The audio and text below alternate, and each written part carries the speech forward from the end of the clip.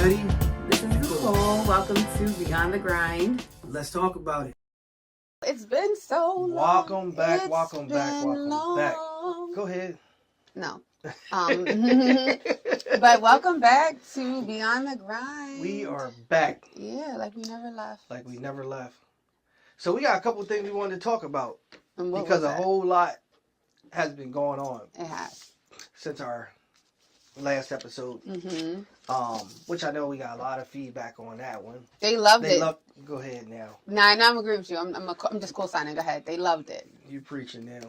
But go ahead. What were you saying? So, like often you and I always discuss songs, Mm-hmm. right? Mm-hmm. You know, I guess that's the one thing that's big to us. Mm-hmm. Music.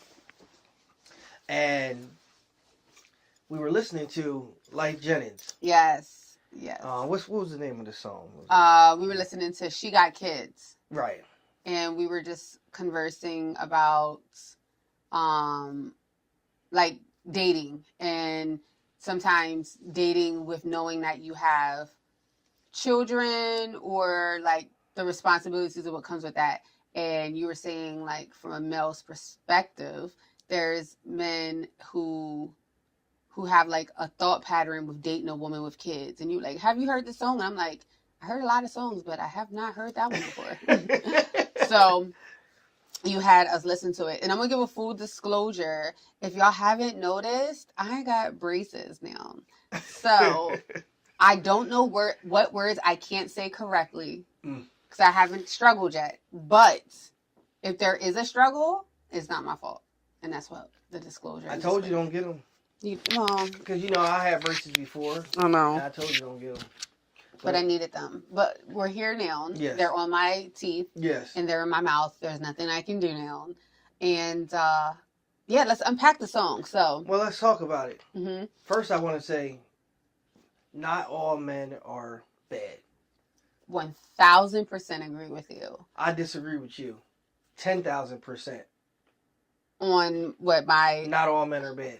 Oh, no, You no. only said 1,000. I'm saying 10,000. Oh, yeah. No, you standing on business on that. I don't think all men are bad. I don't think that you should group a whole species of people, right? A whole category of people based off of your experiences with one person. Right. I believe that's very narrow-minded, and I feel as though sometimes you have to step back and look at it as it's not the people who are like this. Maybe it was your choices and what led you to choose that kind of person rather than everyone being like that. The same way, I don't think it would be productive for a man to be like, all women are scandalous or, you know, whatever. So I don't believe in those types of categories. And Me neither. yeah, I think that's unproductive. Even though poor Adam. Mm-mm. Okay. Mm-mm. Poor no one, okay? They were both consenting adults who decided to both disobey God, but the punishment didn't come until after Adam disobeyed God, because the charge was for Adam to be the head. Right. God didn't send the curse the moment that Eve ate of the fruit. He sent it. But Adam got persuaded by the woman that he loved. He was chilling somewhere else at that time. Yeah. He wasn't out there playing in the field, the garden, whatever. He was just chilling. I agree, but it still was his responsibility on his actions. Everyone plays a part, but I'm saying. So you saying he should have told his wife? No. You can say no. Okay. Right? I mean. No, it's right, but it's wrong. You're married, right? So Yeah. you're saying you don't tell your wife no? No. Lies and fairy tales. If it's a life or death matter. I'm not saying you package it in the word no, like you are Caesar from the Planet of the Apes. So you saying based on what Adam knew, but also Eve knew too. Yes. God said, don't go mess with this tree. I'm saying the responsibility. He didn't say nothing about the tree. He said don't eat of the fruit. Don't eat of the fruit of the tree. So because it was beautiful. Yeah. Like it was like. So both of them knew collectively. They both knew collectively, and I'm saying, why is it sometimes we? That's what I'm saying. Why is it that sometimes we always get to a point, right, where there always has to be one person who did more wrong than the others, just so I can feel like I've been blameless, I was innocent. No, we both are responsible, because at the end of the day, Eve only was responsible for her actions. What does everybody else think? I think after this we should do a poll of what everyone. So what is the question? The question is, because you said, why does everyone think? Okay. Okay. What did you just say? Why does, like, I don't know exactly what I said, so we'll run the tape back. But it was basically the question of, I feel as though oftentimes we try to put the responsibility on one whole party, like, versus another. Like, yeah, who was right the most and who was wrong the most. Exactly. But we're all consenting adults. I'm saying, and this is an example, say, Okay. for example, you and I just leave this show right now. Yeah. And we say, you know what? Let's go to the Wawa Mm-hmm. and let's steal some Slurpees and some candy and all that. Some now laters. Right? Right? Let's do it. Mm-hmm. Now, say, for example, Trevor, who's not here right now. Mm-hmm. He didn't know anything about this. He's chilling, doing what he's doing right now. Mm-hmm. And we call him and say, hey, Trevor, meet us at the Wawa. He says, okay. Mm-hmm. You and I go in there and start stealing. Okay. Slurpees, Skittles, whatever. Mm-hmm. And then we come to Trevor and say, here, hold this stuff. He said, where'd y'all get all this stuff from? We just took it out of there. You should come in there too. Won't you take some? He didn't know anything about it. He was chilling doing what he was doing. Okay. Adam was chilling doing what he was doing. You were moving the argument, because Adam wasn't oblivious. He was minding. Well, technically we don't know what Adam was doing, but he wasn't there, right? Right. So he wasn't there. when she had the conversation with Satan, mm-hmm. of the deception of challenging and twisting the word that was saying, like, did he say you couldn't eat of this, and why wouldn't he want you, all this kind of stuff, right? So she was manipulated by Satan. She was, yeah, that's Satan's job. So, and where was Adam at that time? He wasn't there, so I'm acknowledging that. But the picture that you painted was the picture that you're painting is the person being oblivious. So by the time they're coming into a situation, they're not given the information. They're like, oh my God, no. So by the time Adam was given the fruit, he knew it was from the tree that he shouldn't have eaten. But he just allowed her argument to weigh more than the word of God, which was his fault. So that's what I'm saying. Like, when we do things, it's his fault for his actions. Yes, it's his fault for his actions, but he wouldn't have had a fault for an action unless she wasn't tempted to do this. Okay. If she just chilled back, or when she was getting all manipulated. But then we're going to keep putting responsibility on everybody else, because then it'll be like, but it really wasn't her fault because Satan tempted her and Satan was stronger than her. So in the end, you have to start, okay, it was her fault for listening to Satan.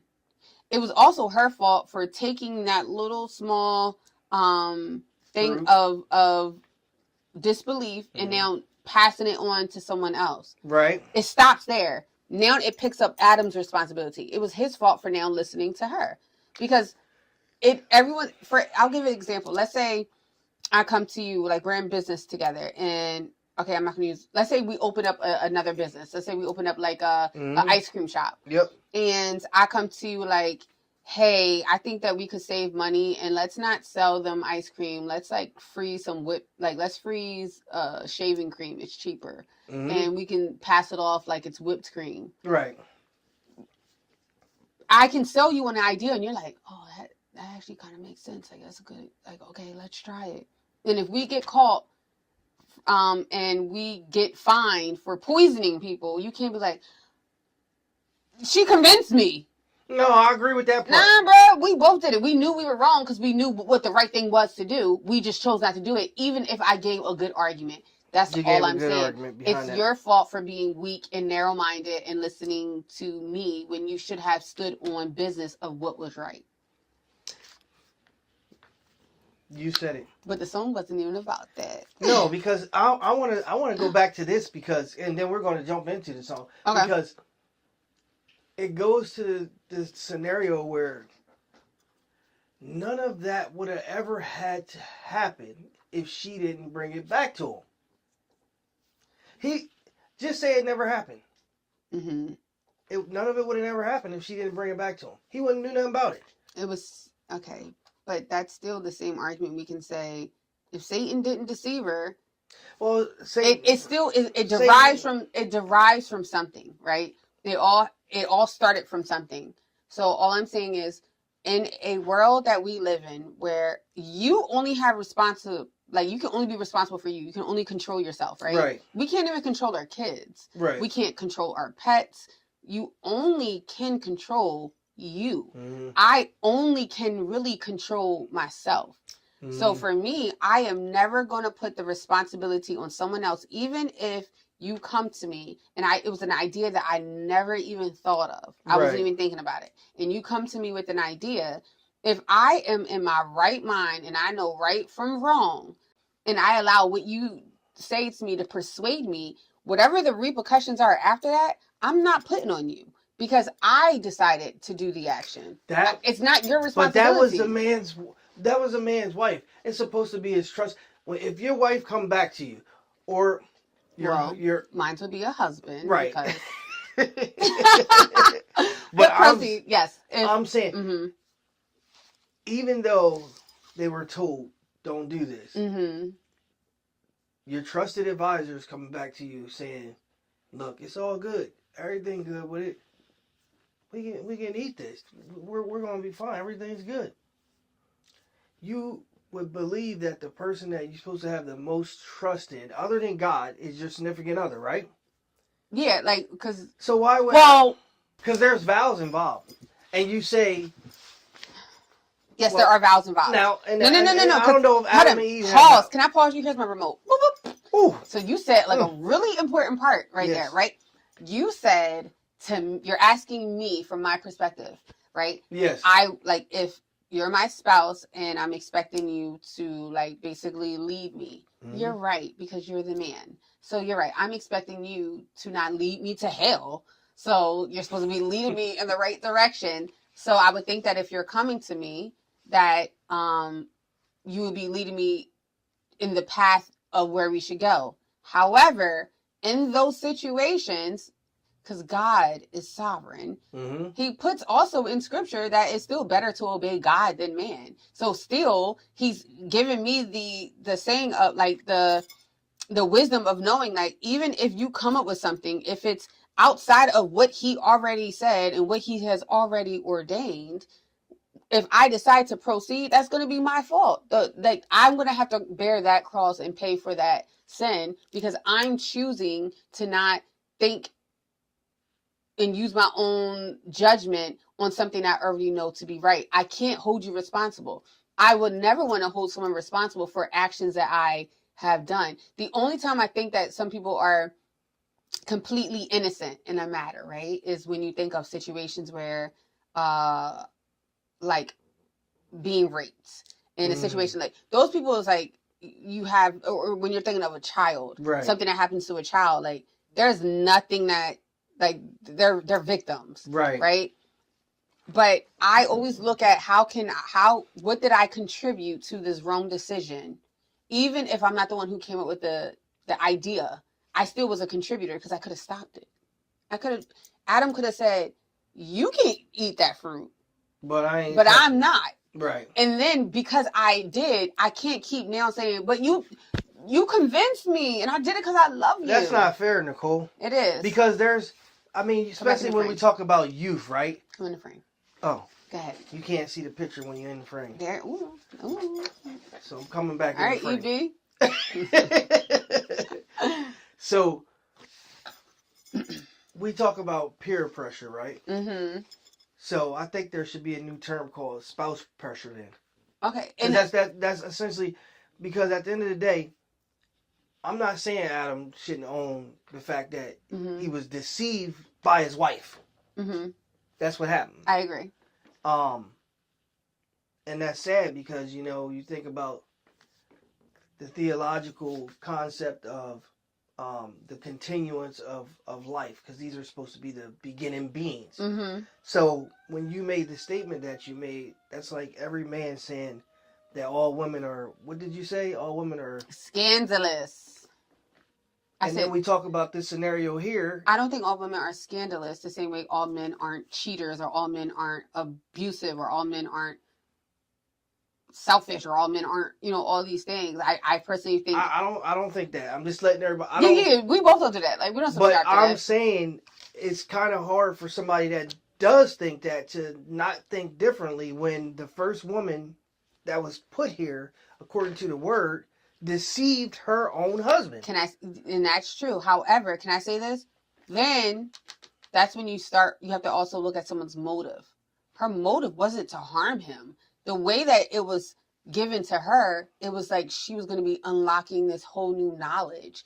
And she was going to be like Christ. There was going to be more that they can get. So her motive wasn't to harm him. And that's why a lot of times I also look at people's motives. What is their motive in a matter? So even if I get hurt by all of this, if their motive wasn't to harm me, right, I can heal from that. So I can also look past the mistakes that I made. We got to stop saying mistakes, because I saw something online where we oftentimes categorize our actions as a mistake. Right. And when you think of the word mistake, it's a miscalculation of something. Just because I made the wrong decision. Right. Because I had all the information going in there and I still decided to do it. But because I made the wrong decision, I'm just big on that responsibility comes back to me. I don't care where it derived. I don't care that you came up with an idea. Right. If I know right from wrong and I still choose to do it, I don't care how much my heart is attached to you. If I know right from wrong, I can't hold you responsible for a decision that I made. Right. Because God gave me free will to make my decision. I could have walked away. I could have said, let me think about it. I could have done a whole gambit of things, and I chose not to. That's on me. The same way I'm saying, Adam, that was on him for allowing the influence of the love of his life to convince him to do something that God distinctly told him not to do. And I think that we just want to pass no, it's not his fault. I'm sorry. I'm here to tell you, sir. It is. It's all your fault. So would you agree that for some men, not saying me, because as you know, everybody that's most special to me, not everybody, but everything I've ultimately built my being around are women, as you know. You think women are like you acknowledge and appreciate the creation of women. So the whole being, yes. But I cannot say for those men that would think the opposite, based on the fact that the first woman that was put on earth, according to the word, deceived man. So if you got a cake pan that has a dent in it, we talked about this, every cake that you cook thereafter shall have a dent. Just use a whole new pan, and then it won't. Well, that's true. Let's see what the people say. Put a poll out there after All right, we'll put a poll. I'm not saying... So the question is, whose fault is it? Or is it understood why men feel like women are scandalous? Because... Or do men even feel that they're scandalous? I feel like no. I feel like that's... I'm answering for them, but I'm just... I personally feel as though there's a lot of people who appreciate the woman itself, and they have come across some people who just happen to be this way. But I don't think that... I feel like we live in a world where people don't...